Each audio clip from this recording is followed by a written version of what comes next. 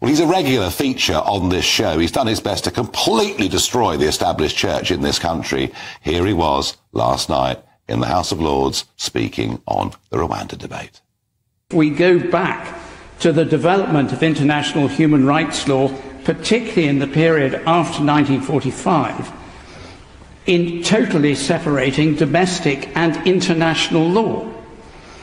The rise in international human rights law grew out of the horrors of the 1940s, where a government that in 1933 in Germany had been legally and properly elected passed horrific laws that did terrible things, starting from within a few weeks of the election of Adolf Hitler. It's extraordinary.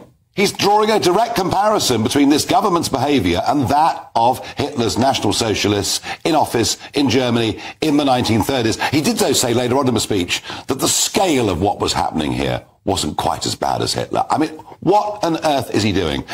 It is never, ever useful in any debate or conversation to draw any comparison with Hitler at all. I firmly, firmly believe that. Furthermore, he talks about Churchill in this speech of the 1951 Convention on Human Rights. Yes, that was designed for a post-war world after we'd seen direct racial and religious, well, not just persecution, actually extermination. Here we now are, over 70 years on, with hundreds of millions of people wanting to move around the world, some with good intentions, many not. The whole thing drives me mad. I honestly think we should try and get rid of this bloke if we possibly could. Well, I'm joined by Richard Pietrovich, Professor of Law at Aberystwyth University and Vice President of the Council of Europe's group, Experts Against Trafficking of Humans. And Richard, you know, we all want sensible international cooperation and agreements, but he seems to be glorifying the fact that the European Court of Human Rights in Strasbourg can override acts by our elected government, and somehow draws a comparison with National Socialism. And I put it to you that this is not what this was designed to do back in 1951. I think that the Archbishop of Canterbury is overstating the case by seriously overstating the case by comparing the UK with Nazi Germany. But the issue that I think he is raising, which is real, is that there is no safe and legal way for people to migrate to the UK. I know that the Home Secretary has spoken about this, but there's no safe and legal way.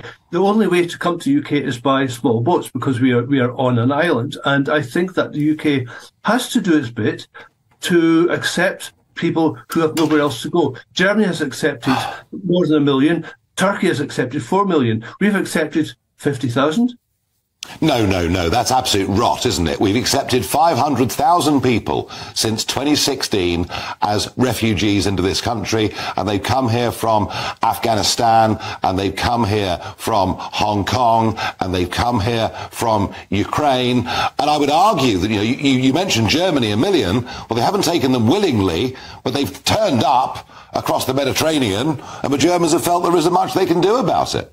There isn't much they could do about it, because they are on continental Europe and they had no choice. We have a choice, and we choose, because we are an island, not to accept people. Now, one thing I do think is very important is that there should not be uncontrolled migration into any country. The UK, like any country, has a right to protect its borders. But that does not mean, in my opinion, that we should be isolating ourselves from that. We are a wealthy country, and I think we could be doing a lot more. And when I hear today about the Calais Agreement, which James Cleverly was talking about, he talks about this as a good move forward. And in some ways it is. But I think it's very unfortunate that the UK is talking about working with social media. UK should be legislating to force social media to tackle online activity that promotes people smuggling. The social media is something which is almost out of control, and the UK could be doing more, not to work with them, but to force them to do more to actually reduce the risks for people who are going onto small boats. Yeah, I mean, the Calais Agreement, so-called, that's been struck today, James Cleverly, between us and the French and one or two others, you know, I mean, it's designed, isn't it, to stop the supply of small boats getting to the beaches, to stop the weapon, effectively, that is being used by the traffickers. But the problem is, the financial reward for the traffickers is so great that on a calm week in the summer, you know, one gang can make 3-4 million euros. Yeah, I agree. That's why they're doing it. That's why criminals do these things. But there's another aspect of this. What do we mean by small boats? Do we mean dinghies? Do we mean speedboats?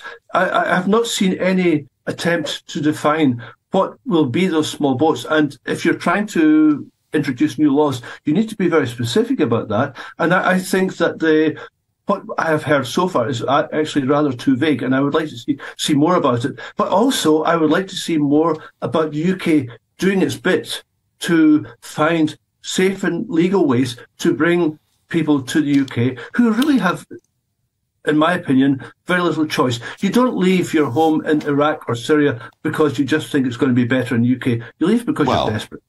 Well, I'm not sure about that, because 91% of those that landed last year were men. Of those, about 78% were young men. These weren't women and children. These weren't the traditional pictures we would associate with refugees. These were fit young men, and many of whom, of course, were coming to this country and go into criminality. And that's the problem. You've got the gangs operating if you're a fit young man, at both ends. If you're a fit young man, then there's a good chance you'll be forced into the army or into some militia group or something like that. So I think there's a very good reason why fit young men are trying to leave those countries. I am not trying to say that the UK should be open to all irregular migrants. Absolutely not. But I think that we could be doing a lot more to do our fair share.